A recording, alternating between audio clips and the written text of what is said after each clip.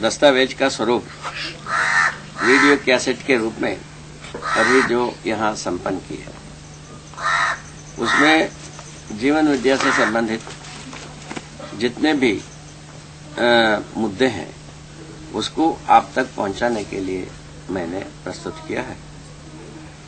जीवन को जिस विधि से मैं समझा हूं उसी विधि से आपको इंगित कराने का कोशिश किया। इसके बावजूद आपको ये पूरे दस्तावेज के साथ आप लोग गुजरे ही हैं, आप लोग समझे भी होंगे। और इसके अलावा और कुछ यदि प्रश्न करना है और कोई शंका हो, आप लोग सब पूछ सकते हैं, यहाँ उपस्थित सभी मेधावी हैं। बाबा, पहले से प्रचलित जो परंपराएं हैं और उसमें फंसा हुआ जो एक सामान्य आदमी है, उसके बारे में आपका नजरिया क्या है? देखिए, इसमें दो शब्द आपने प्रयोग किया, परंपरा और सामान्य आदमी। ये तो बहुत अच्छी एक लक्ष्मण रेखा का रूप में होता है। परंपरा के बारे में तो आप इंगित हो चुके। मैं परंपरा को कैसा समझा हूं 4 भाग में प्रस्तुत किया है।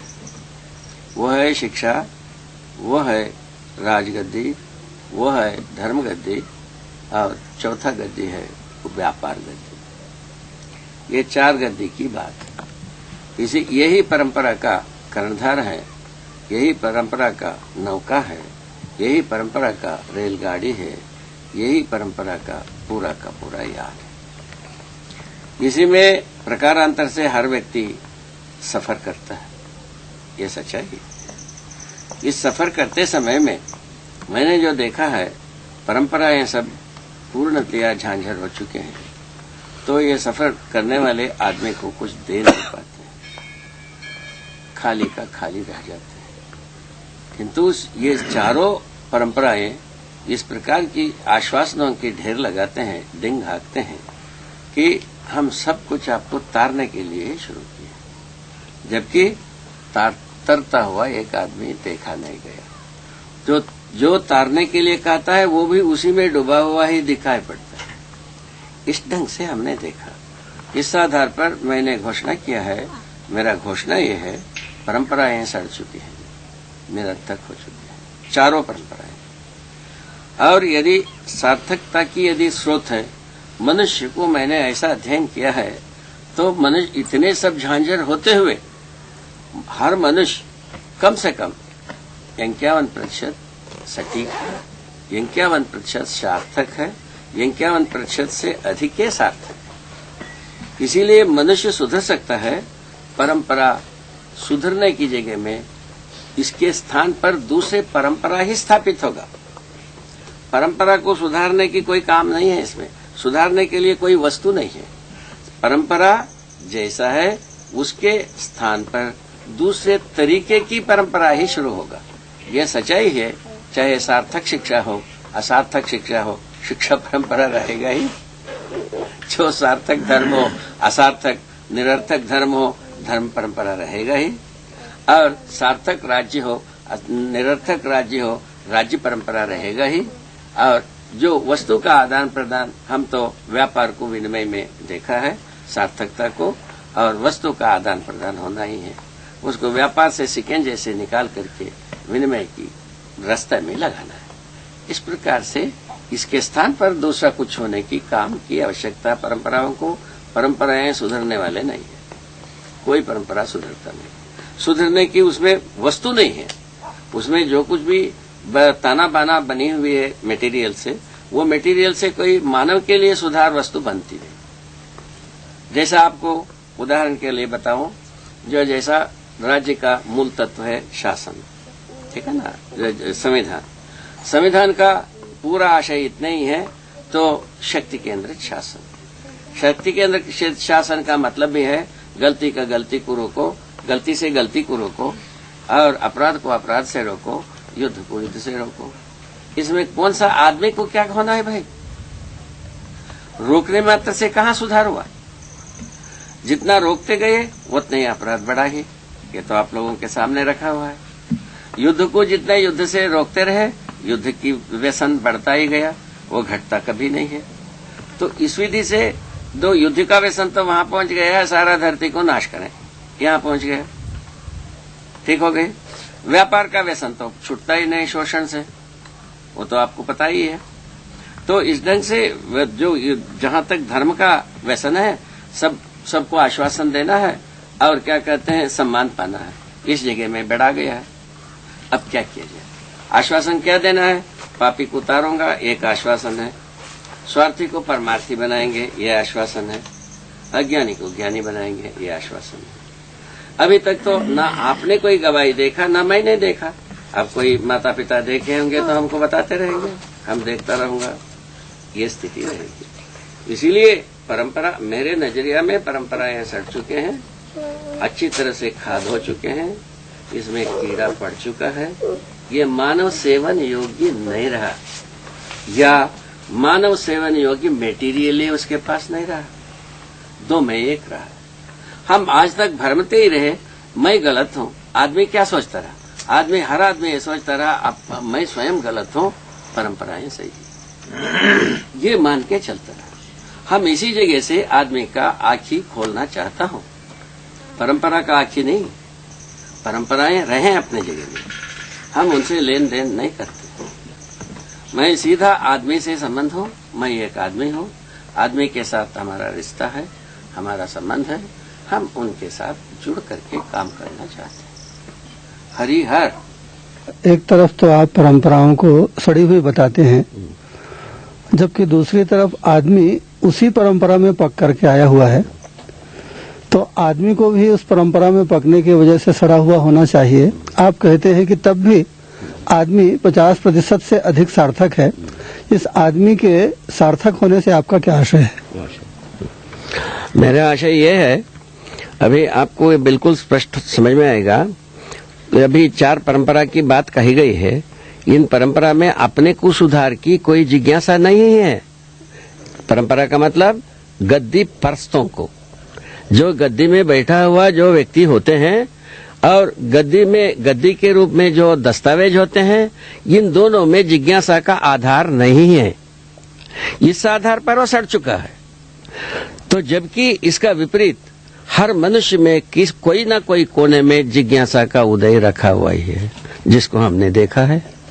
इस आधार पर मैं कहता हूँ 51% हर मनुष्य ठीक है, 51% से अधिक ठीक है, और ये पूरा सड़ चुका है। इस आधार पर कहता हूँ। इसमें कहाँ तक आप सम्मत हैं, असम्मत हैं, आप बता सकते हैं? बाबा, आपने अभी जो आपकी वीडियो रिकॉर्डिंग हुई उसको हम लोग सुनते रहे, उसमें आपने विकास की बातें की हैं। हम लोग तो किसी गांव में सड़क हो जाना, बिजली लग जाना, अस्पताल स्कूल बन जाना, या कुछ आर्थिक आमदनी का बढ़ जाना, इसको हम लोग विकास कहते हैं। आपने इस जीवन विद्या के प्रकाश में अस्तित्व को जैसा देखा, तो विकास से आपका स्पष्ट रूप से आशय क्या है?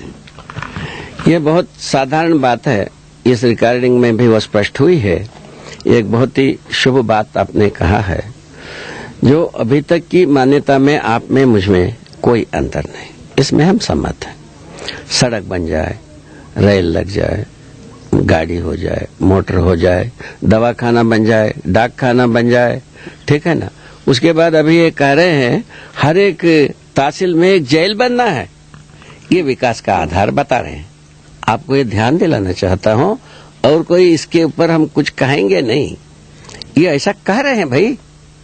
और कई तहसीलों में जेल बन चुकी है, मैं आपको याद दिलाना चाहते हैं। ये सबको ये विकास मानते हैं। और दूसरा, चमकता हुआ मकान बन जाए, इसको विकास कहते हैं। आप भी समझते हैं, मैं भी समझता हूँ। ये अभी तक की परंपरा में ऐसे ही नजरिया है, इसमें तो राय नहीं। और इन नजरिया के प्रति हमारा बहुत बड़ी भारी विरोध भी नहीं है। ये सब मनुष्य को सामान्य आकांक्षा, महत्वाकांक्षा संबंधी जो चाहिए साधन, उसके क्रम में ये सब समाहित होते ही, ये बात भी समझ में आया है हमको। किंतु इसको उपयोग करने के क्रम में उपयोग, सदुपयोग, दुरुपयोग, ये इस ढंग की काम है ये। तो इन सबको सदुपयोग करने के लिए हम सामाजिक चेतना की आवश्यकता है। यांत्रिक चेतना से हम कहीं न कहीं गलती और अपराध में ही चले जाएंगे। इसीलिए मानव को कहीं न कहीं माने व्यवहारिक चेतना, सामाजिक चेतना, व्यवस्थात्मक चेतना की आवश्यकता है।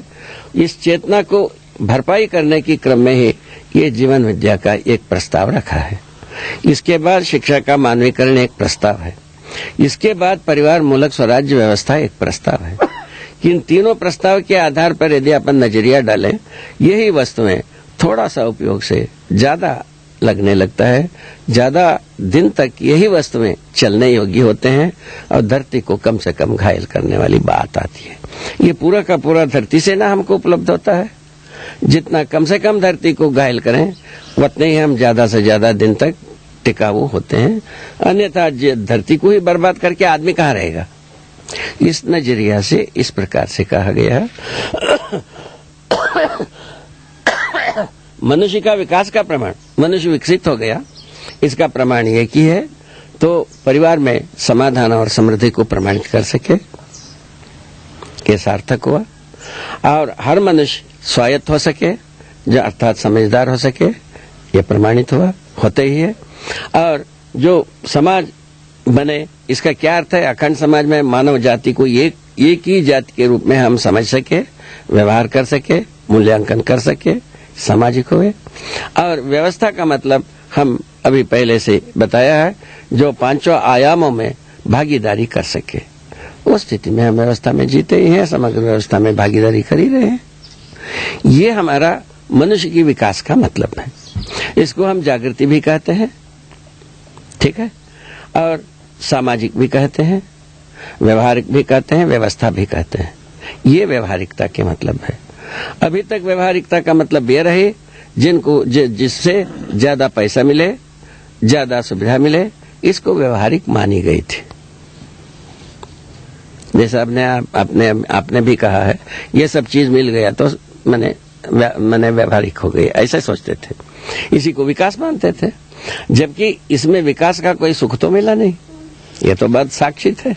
तो छोटी सी बात है ये, तो विकास का सुख मिलता तो अभी भी मान लेते, कहाँ मिल पाता है, वो तो मिलता नहीं है। और सुख मिलने के लिए चारों चीज चाहिए, समाधान भी चाहिए, समृद्धि चाहिए, अभय चाहिए, सह अस्तित्व चाहिए। ये चारों पदार्थ के बिना चौमुखी हमको सुख तो मिलने वाला नहीं है, आप हम कुछ भी कर लें। तो इसीलिए मानव का विकास को हम जो मूल्यांकन करने के लिए ध्रुवीकरण जो होती है, ये मानव का उद्देश्य है। मानव का उद्देश्य पूर्ति होती है तो मानव विकसित हुआ, ऐसा कहना चाहिए।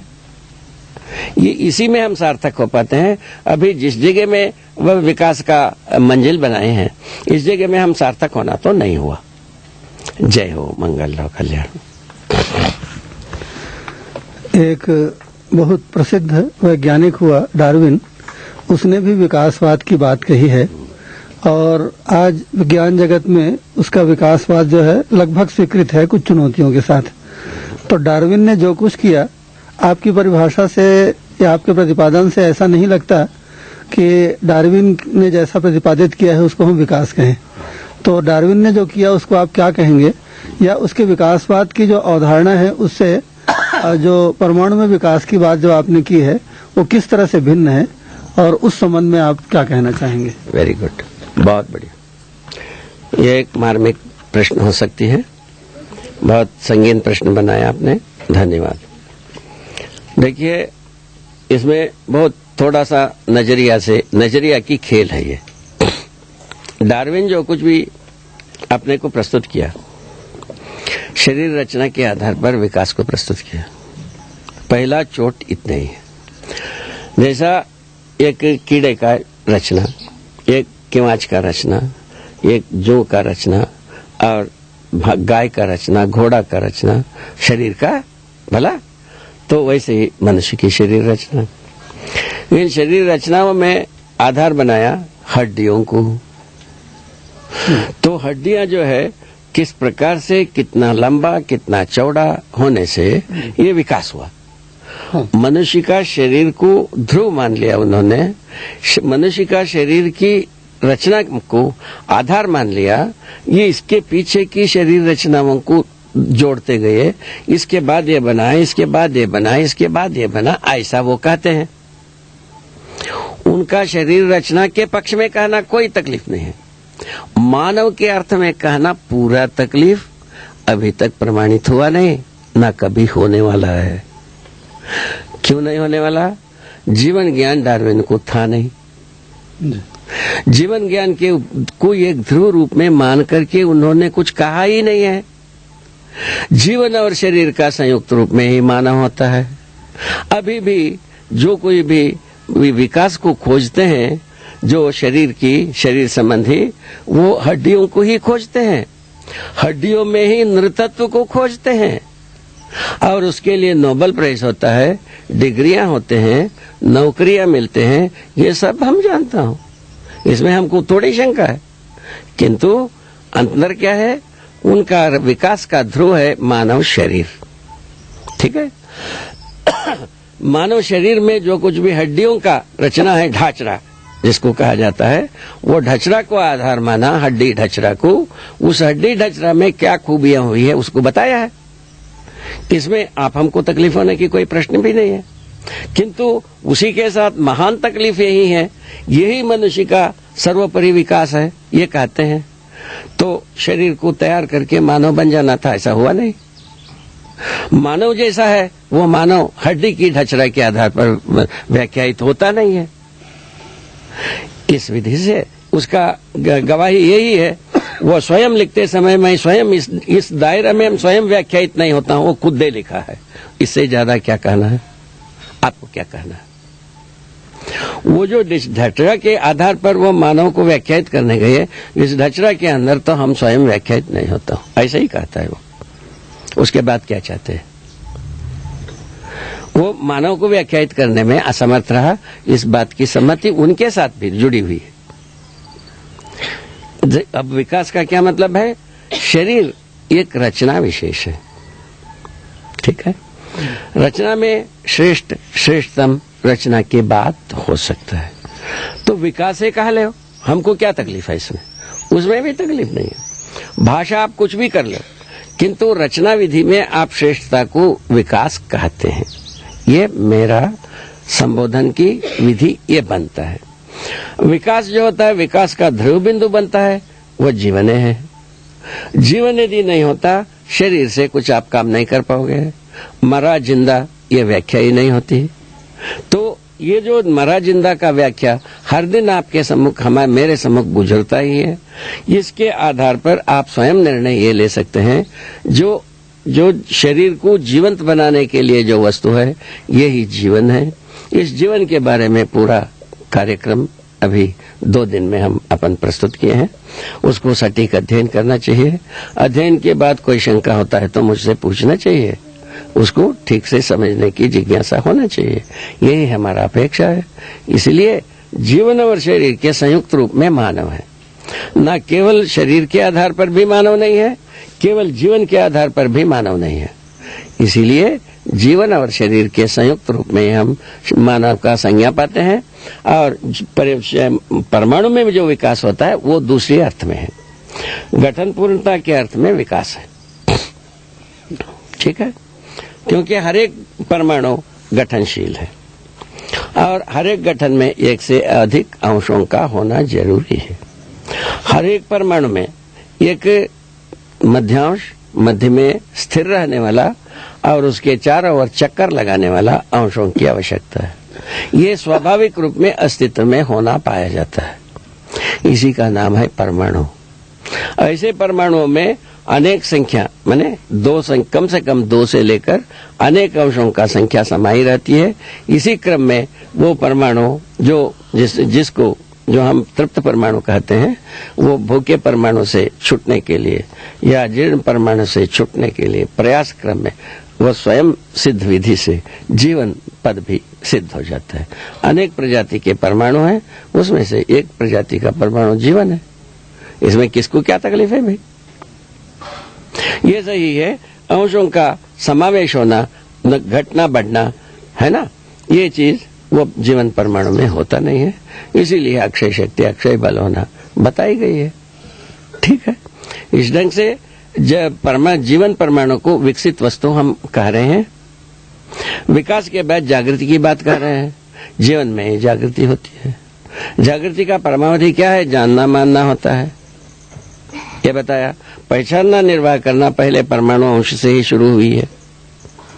परमाणु अंश दूसरे परमाणु अंश को पहचानता है, इसीलिए निश्चित अच्छी दूरी में रह करके व्यवस्था को समीकरण किए हैं, व्यवस्था के रूप में कार्य कर रहे हैं। यही भौतिक क्रियाकलाप रासायनिक क्रियाकलाप के रूप में गण्य होता है। ठीक है। और रासायनिक क्रियाकलाप के तो चरमोत्कर्ष रचना अभी तक की इस धरती पर मानव शरीर के रूप में प्रमाणित हो चुकी है। जीवन और शरीर के संयुक्त रूप में मानव प्रमाणित होता है। जीवन जागृत होकर के शरीर के द्वारा जागृति को प्रमाणित करता है। इतनी बात होती है। इसीलिए जो शरीर को जीवन मान लिया डार्विन ने, इसीलिए संवेदनशीलता के सीमा में ही आदमी अपने को डाल करके पचने के लिए तैयार हुआ। इसके बावजूद भी बहुत सारे लोग पचते नहीं हैं। बहुत सारे लोग उसमें जिज्ञासु रहते ही हैं। इसीलिए मैंने कहा है आदमी परंपरा से ऊपर है। परंपरा बहुत ही सड़ चुका है। ये बात आपने कहा। बाबा, जब आप दिल्ली गए हुए थे तो भारत के सुप्रीम कोर्ट के चीफ जस्टिस वेंकटाचलैया जी से आपकी मुलाकात हुई।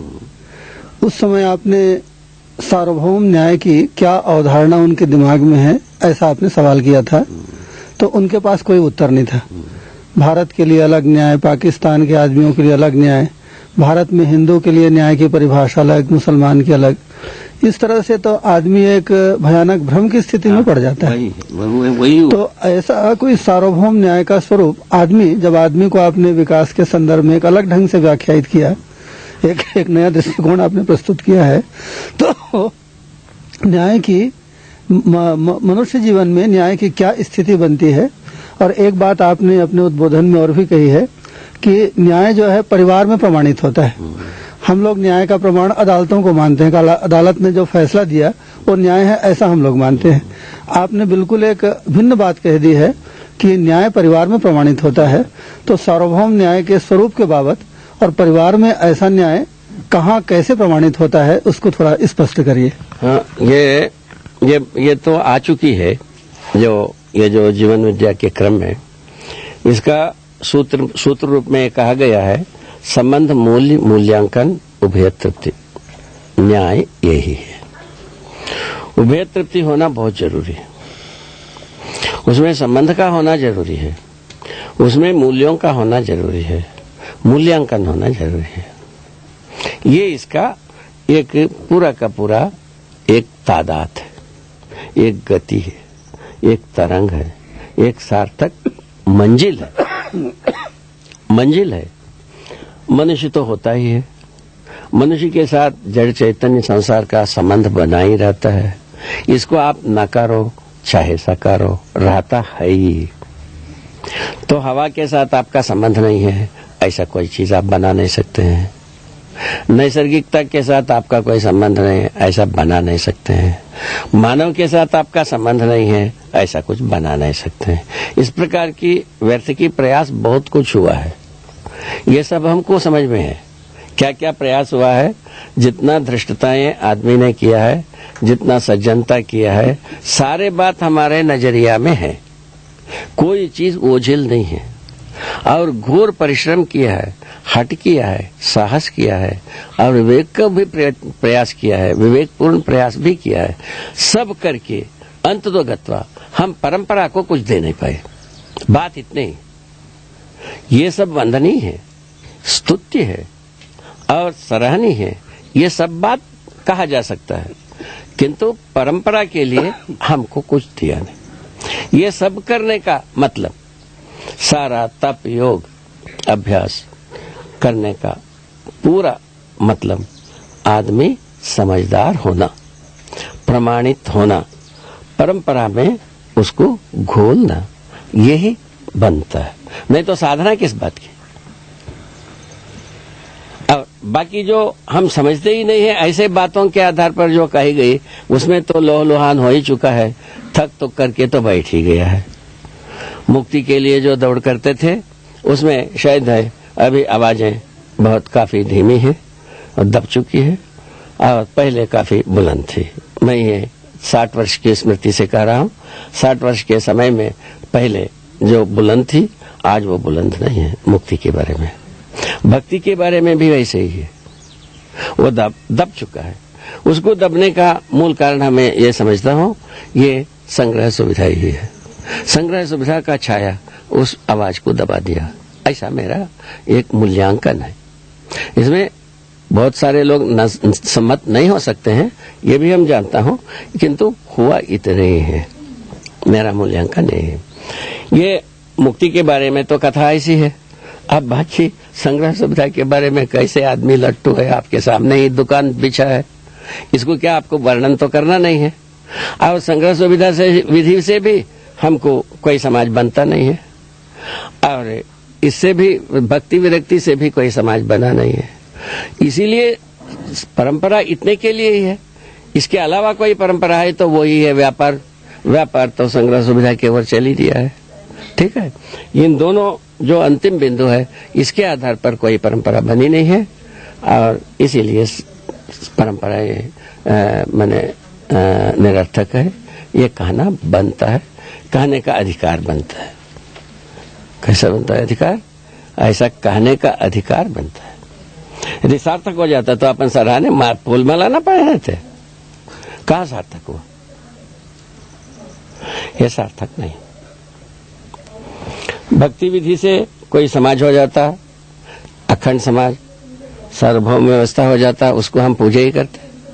विरक्ति विधि से कोई सार्वभौम व्यवस्था, अखंड समाज होता, तभी भी फूल माला चढ़ाते। और यह संग्रह सुविधा से यदि अखंड समाज, सार्वभौम व्यवस्था होता, हम फूल माला चढ़ाते, नमन करते। अभी भी हम नमन करते हैं, आशा अभी भी रखते हैं, किंतु निकलता नहीं है। यह आपको याद दिलाना चाहते हैं। कैसी बात है ये?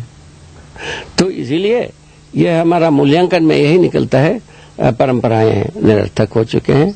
परंपरा के बारे में पुनर्विचार करने की जरूरत है। वो जरूरत कौन करेगा? आदमी करेगा। आदमी कैसा करेगा? क्योंकि 51% सही है, इसीलिए बाकी प्रतिशत को भरा जा सकता है। बस इस दिन से काम हो गई अपना।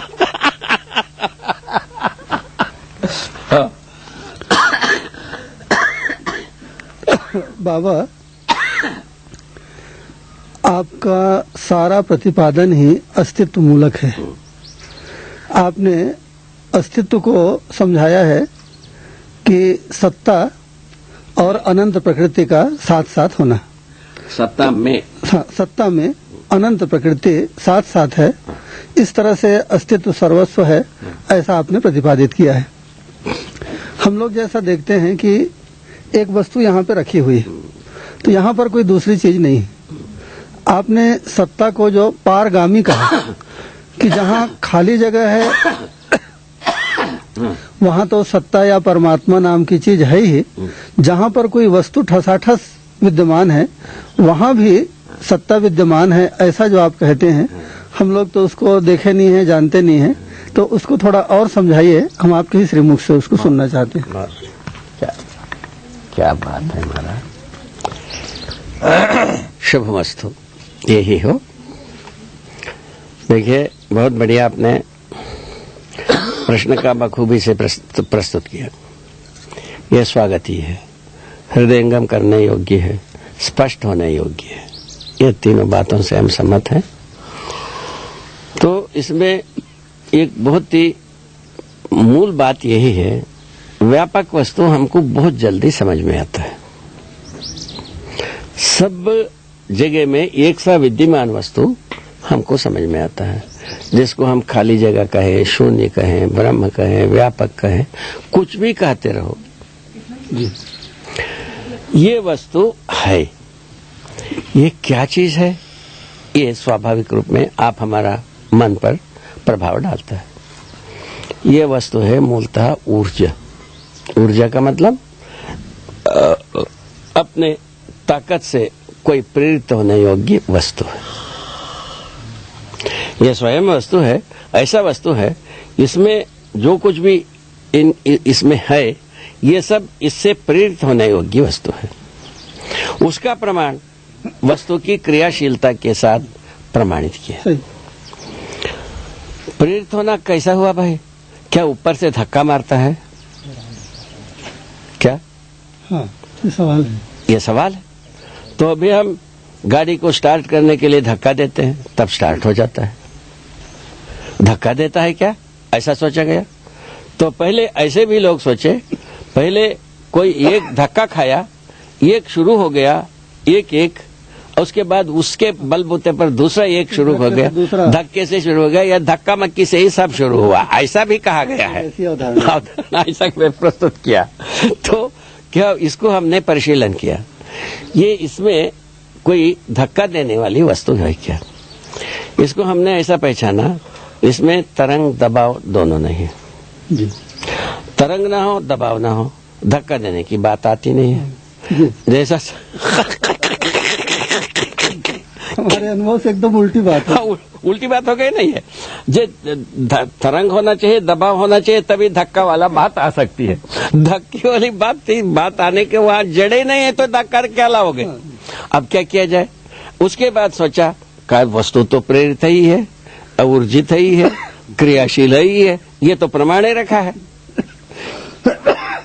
है ना? ये सर्वत्र एक सा विद्यमान ही है, ये भी प्रमाण रखा है। उसके बाद पुनः और वस्तु के निकट गए, ये व्यापक वस्तु से वस्तु के साथ साथ जब वस्तु के निकट गए, ये भी हम पा गए, इस व्यापक वस्तु में डूबे भी हैं और घिरे भी हैं, ये दोनों पा गए। ये आपको भी समझ में आता है, मुझको भी समझ में आता है।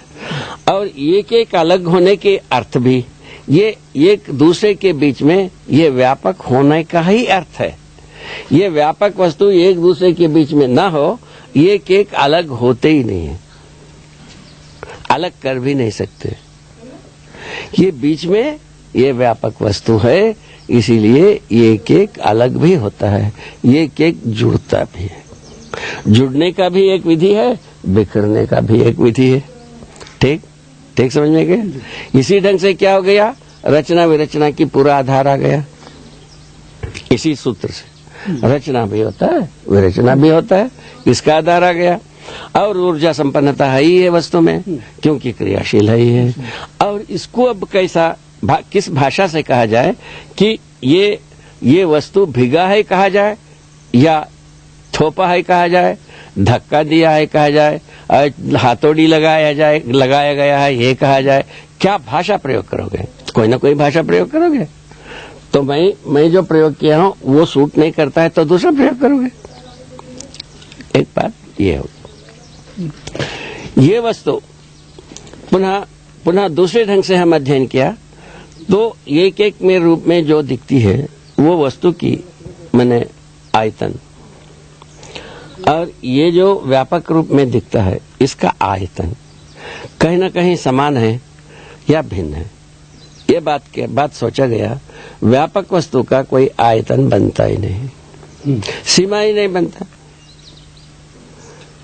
एक हो गई, सीमा नहीं बनता है तो तब क्या किया जाए? असीमित वस्तु में सीमित वस्तुएं रहना हुआ तो इसका दो हो सकता है, नहीं तो जहां जो चीज रहता है वहां उसको हटा दिया है। हटाने के लिए उससे वो बलवान होना जरूरी है। ये आ गया। ये आने पर पता चला तो वस्तु का गुरुता ज्यादा है, व्यापकता की गुरुता कम है, ये आ गई। ये यथार्थ में क्या देखा? सारे वस्तुएं शून्याकर्षण में है। क्या हालत है, क्या बात देखा रे। देखा भी कैसा देख लिया? तो ये देखा ये धरती भी शून्याकर्षण में है, सूरज भी शून्याकर्षण में है, पूरा ये सौरभयो शून्याकर्षण में है, जो आकाश गंगाएं शून्याकर्षण में है। अब ये शून्याकर्षण में स्थिति में है, ये जो व्यापक वस्तु से गुरुता वस्तु में नहीं है। इस निष्कर्ष में मैं आया। तब क्या होगा? तो वो ही है पानी और मिश्री। पानी में मिश्री घुल के रहता है।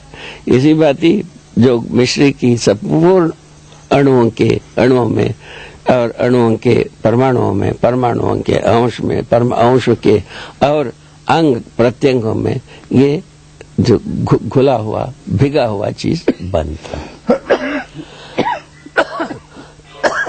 इसी विधि से सत्ता में यावत वस्तु भिगा हुआ प्रमाणित, भिगा हुआ प्रमाणित होने का पूरा तर्क जुड़ गए और प्रमाण में हर वस्तु ऊर्जा संपन्न ही है, क्रियाशील ही है। ठीक है, तो जहां एक वस्तु है वो वस्तु यदि इतना कर सकता था, ये व्यापक में गड्ढे बन जाना था अभी तक बहुत सारा। जी ठीक है, धरती में एक पत्थर गाड़ दो तो वो पत्थर की जगह में मिट्टी नहीं रहेगा, वो पत्थर निकाल दो तो वो गड्ढा दिखता ही है। जी ठीक है, वही चीज हम पानी में रखते हो उतना जगह में पानी नहीं रहेगा, पत्थर निकाल दो उतना पानी घट जाएगा। ये भी हम देख चुके हैं। एक गिलास में एक कंकड़ डाल दो, जितना लंबी चौड़ी कंकड़ हो, वो गिलास भरा हो उतना जितना लंबा चौड़ी एक कंकड़ है उतना पानी उससे बह जाएगा। ये हम देखा है, हमने समझा है। ठीक है न, ये जो व्यापक वस्तु में कहीं गड्ढा होता है, न घटता है न बढ़ता है। तो इसी में सभी वस्तु में शून्याकर्षण में है। इन दो मैंने इससे प्रमाणों से हमको पता लगता है ये सब क्रियाशील है।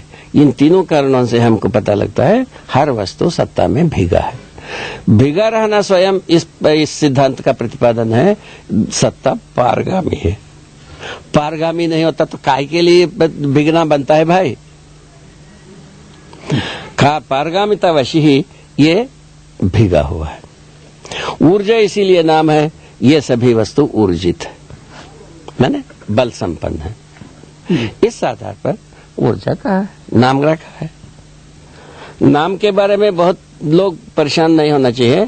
तो वास्तविक रूप में वस्तु बोध हो गया है, उसका नाम आप यदि इससे अच्छी सूटेबल कोई नाम हो सकता है, सार्थक नाम हो सकता है, ऐसा रख ही सकते हैं। इनका नाम रेखा रखा, मैंने कहा रेखा नहीं रे, ये बेटा है, हम नाम रख लिया। अब बेटा कहने पर भी हाँ कहती है, रेखा कहने पर भी हाँ कहती है। बोलो सही, सही बात है, सच बात। सार्थक होना चाहिए, इंगित होना चाहिए, बोध होना चाहिए, यही मुख्य बात है। इस ढंग से आ गया। ये भी इस बीच में लोगों ने प्रयत्न किया, जो स्पेस कर्व होता है जी, टेढ़ा होता है, ये भी प्रयत्न किया। वो सब तो प्रश्न चिन्ह में जकड़ करके खुदे कर रहे हैं, उसके बारे में अपने को बहुत ज्यादा तर्क करने की जरूरत नहीं है। ये जरूरत है हम अपने को समझने के क्रम में जितना जरूरत है वो सब विश्लेषण हो जाना चाहिए जी। उसमें हम सहमत हैं, इसमें पूरा सहमत है। मनुष्य अपने समझदारी को परिपूर्ण बनाने के लिए जितना तर्क चाहिए वो सारे तर्क को उपयोग करना चाहिए। ठीक है, और वो सारा तर्क का उत्तर अस्तित्व में सहज रूप में विद्यमान है। ये उत्तर कोई आदमी का उपज नहीं है, अस्तित्व में है, अस्तित्व में है। उसको देखना संयोग से मैं समझ गया, वो चीज आप भी समझ सकते हो, आप भी समझेंगे, ये भी समझेंगे। बोलो मार, कितना सुंदर हो गया ये बात। इस ढंग से इसमें बहुत सारे बात अपने आप से ठीक हो गई। मनुष्य जो है ना तमाम चमत्कार सिद्धि की ओर दौड़ता रहा, वो सब वैसे ही है। ये भी पावर पैसा की ओर दौड़ता रहा, वो भी व्यर्थता दिखाई पड़ती है। उपयोगिता, सदुपयोगिता, प्रयोजनीयता के अर्थ में मनुष्य को दौड़ के एक रास्ता बनाता है। ये रास्ता यदि ठीक लगता है उसमें दौड़ के देखना चाहिए, क्या गमाते हैं क्या पाते हैं, वो सबको देखा जाए। बाबा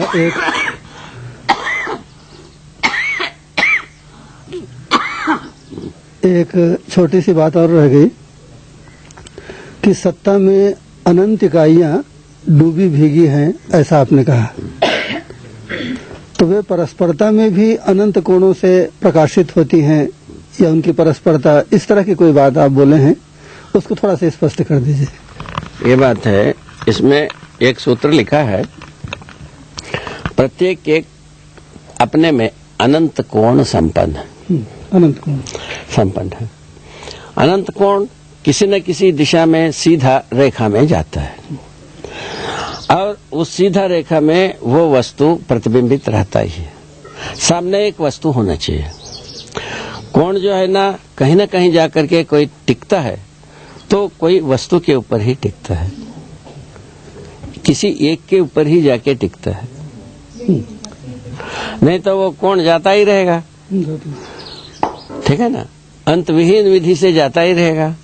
सामने एक वस्तु दिखते तक वो कोण जाता ही रहेगा। बात रहे ना। तो जहां वस्तु मिलता है उसी के ऊपर वस्तु प्रतिबिंबित रहता है। अच्छा, क्या बात है। इस ढंग से वस्तु प्रकाशमान है, ये बात का प्रमाण होता है। वस्तु प्रकाशित है, इस प्रमाण के साथ हर वस्तु में प्रकाश समाई हुई है, इस तथ्य उजागर होता है। उस परिप्रेक्ष्य में ये सब चीज को एकत्रित किया। हर वस्तु में प्रकाश समाहित है, इसीलिए हर वस्तु प्रकाशित है। आप हम देख पाए चाहे नहीं देख पाए, समझ पावे चाहे ना समझ पावे, हर वस्तु अपने में प्रकाशमान है। इस बात का पुष्टि में ये सब सूत्र अपने आप से इकट्ठा हो गए। इस ढंग से प्रत्येक एक में अनंत कोण समाई हुई स्पष्ट होती है। ठीक है, वो प्रकाशमानता के अर्थ में है। ये सार्थकता क्या चीज है इसका? अनंत कोण का प्रकाशमानता है। प्रकाशमानता तब पता लगता है किसी के ऊपर प्रतिबिंबित होता है। आपका प्रतिबिंब मेरे ऊपर होने के फलस्वरूप आपका प्रकाशमानता हमको समझ में आता है। वैसे ही आपकी हालत भी है, सबका हालत ऐसे ही है। जो तर्क संगत प्रश्न आपके प्रतिपादन के सिलसिले में आते हैं उसका आप बहुत बढ़िया उत्तर दे लेते हैं। बढ़िया। लेकिन जब कोई आपके साथ कुतर्क करता है तब आप उससे कैसे निपटते हैं? उससे निपटने की विधि मुझको जो मिली है वो ये है, अभी तक निपटा हूँ, आगे जो जैसा आएगा उसके साथ वैसा निपटेंगे। ठीक है। कुतर्क क्यों नहीं बता दिया? कुतर्क के साथ एक फार्मूला नहीं है। कुतर्क के साथ एक फार्मूला नहीं होता है, उसका ध्रुव एक होता है। जी। क्या है? कुतर्क करता है, उनके साथ दयापूर्वक उत्तर देना शुरू होता है। दया ध्रुव है।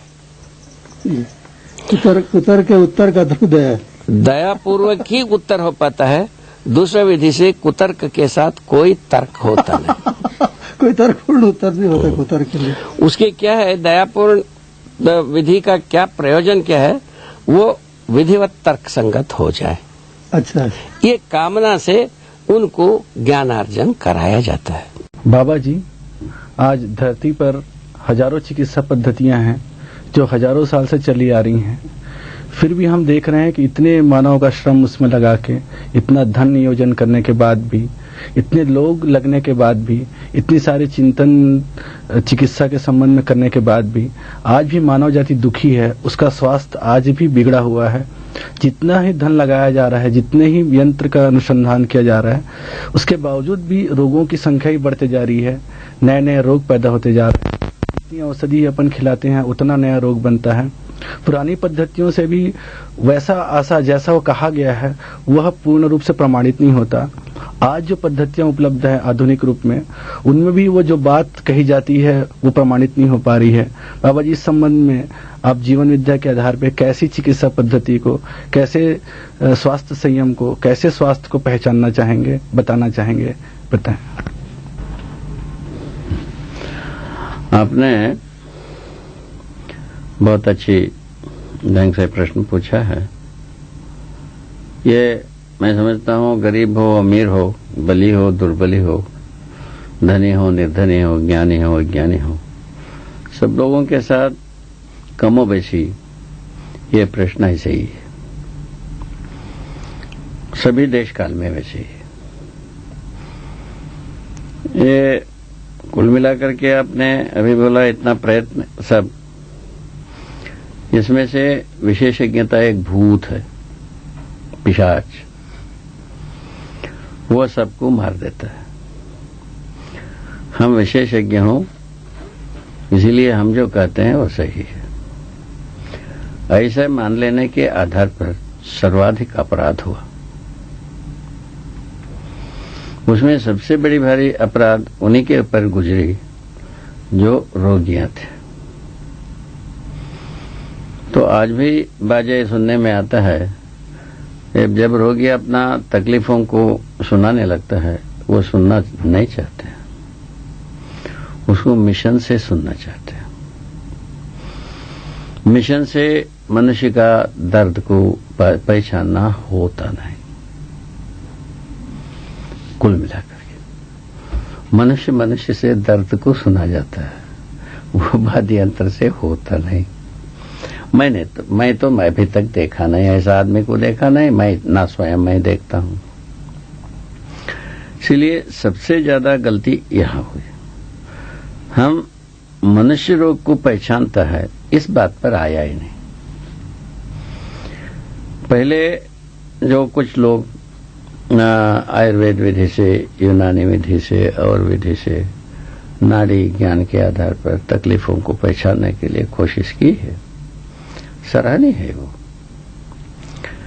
तो नाड़ियों के द्वारा, नाड़ी के गति के द्वारा, दबाव के द्वारा, प्रवाह के द्वारा और जो खिंचाव के द्वारा, तनाव के द्वारा जो हम पहचानने की कोशिश की है, वो सराहनीय है।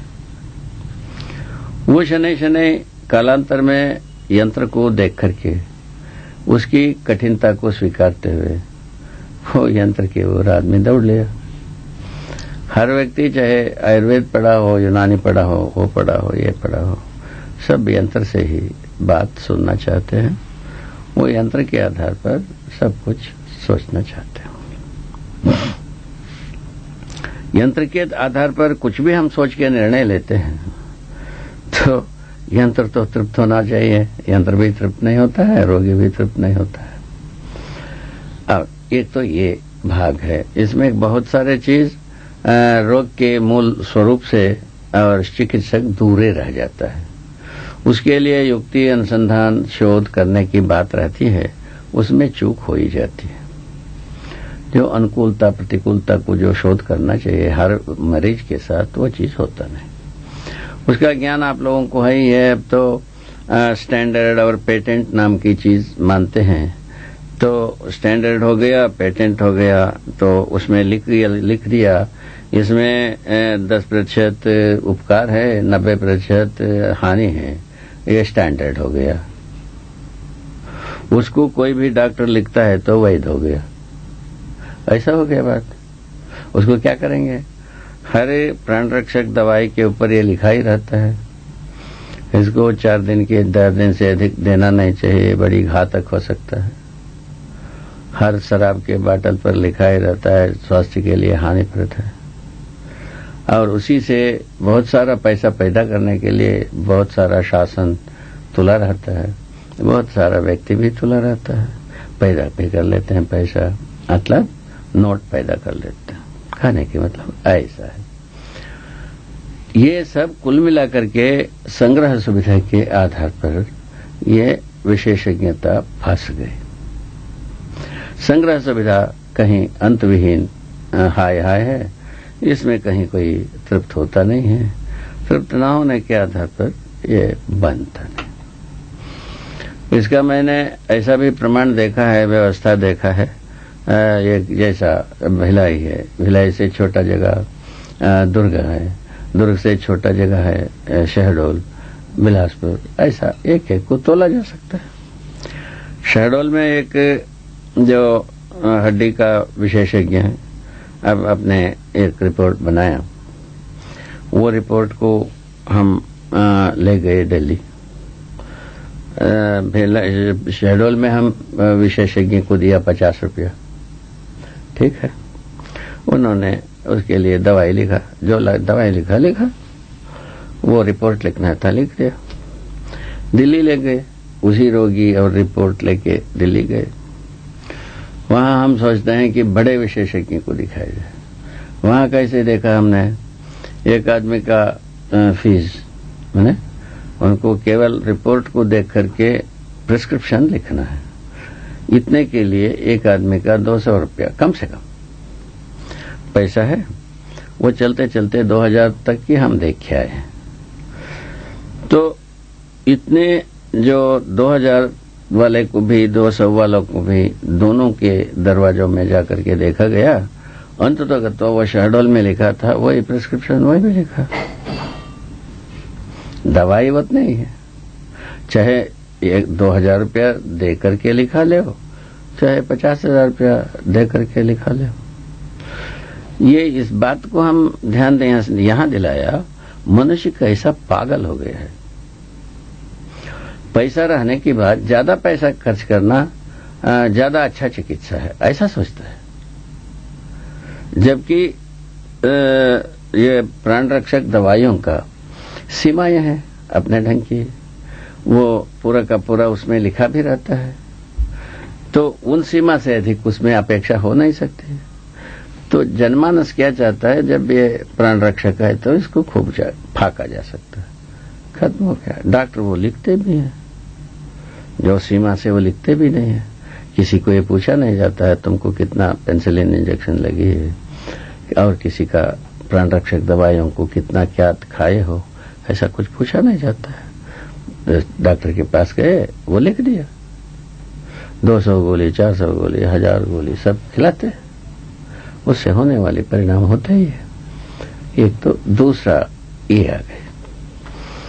तो एक तो पहले मनुष्य जो है ना यंत्र पर विश्वास कर लेना एक निर्बुद्धिता के एक परिचय हो गया। दूसरा जगह आ गया तो हम उसी में लिखा हुआ को हम कभी नहीं मानते हैं। यदि माने एक भी बाटल शराबे ना बिके, एक भी प्राण रक्षक दवाई ना बिके, आप मानिए। यदि वो लिखा हुआ को मान लें जनमानस, एक भी प्राण रक्षक दवाई को कोई आदमी खबो नहीं करेगा। ठीक है, ये दो जगह आपको इंगित होता है। इस जगह में हम रुक गए।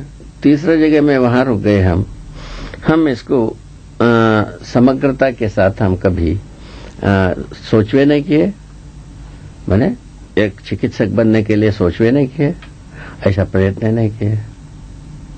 ठीक हो गए। समग्रता का मतलब क्या है चिकित्सा के? चिकित्सा समग्रता का मतलब सामान्य रूप में यही पहचाना गया है कि पहले स्वास्थ्य को रोग का बलाबल को पहचाना जाए। ठीक है, रोग को बलाबल को कैसा पहचानोगे? इससे नाड़ी से पहचानोगे।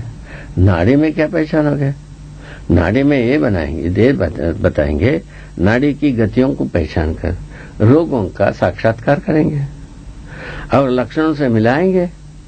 लक्षणों से मिला करके हम निश्चय करेंगे यही रोग है। उसका हम चिकित्सा करते हैं तो सफलता होता है, तो हमारा समझना सही माना जाए, और यदि सफलता नहीं मिलता है तो हमारा समझना गलत है। इस ढंग की शोध की बात बनता है। तो अभी की स्थिति में यही देखने को मिलता है, जो जैसा चिकित्सा करता है अपने को सही मानता है, विफल हो तो भी सही मानता है हम सही चिकित्सा किया हूं, और सफल हो तब भी सही चिकित्सा मानता है। एक तो ये हो गई। इसमें दूसरे जगह में हम प्राण संकट में फंस गए। तो पहले रोग को पहचानना, रोग का बलाबल को पहचानना, औषधियों को पहचानना, औषधियों का बलाबल को पहचानना, उसका योग संयोग को पहचानना, और उसका माने अनुपान प्रयोग को पहचानना। दूसरे ओर से जो रोग को पहचानना, रोग का बलाबल को पहचानना, और रोगी के तो मानसिकता को पहचानना, उसका पथ्य परहेज को पहचानना, नियम संयम को पहचानना, उपचार को पहचानना, ये सब एकत्रित होने से समग्र चिकित्सा है। समग्रता का मतलब ये आता है।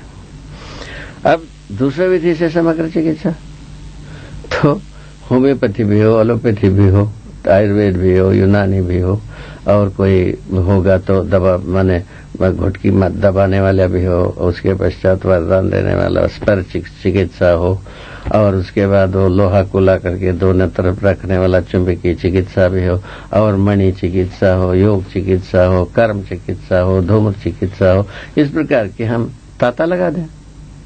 ये सब मिला करके एक समग्र चिकित्सा की, चिकित्सा कार्य की बात है, चिकित्सा का स्वरूप की बात है।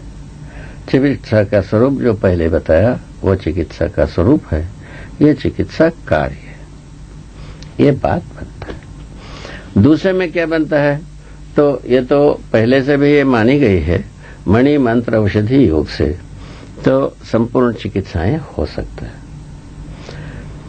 तो मणि चिकित्साएं किरण विकिरण की ही बात करता है। तो उसके बाद मंत्र जो है अपने मानसिक माने तरंग के ऊपर ज्यादा प्रभाव डालता है केवल, है ना। तो औषधि ज्यादा से ज्यादा हमारा रस क्रियाओं के साथ घुल करके परिवर्तन, रस परिवर्तन लाने के काम में आता है।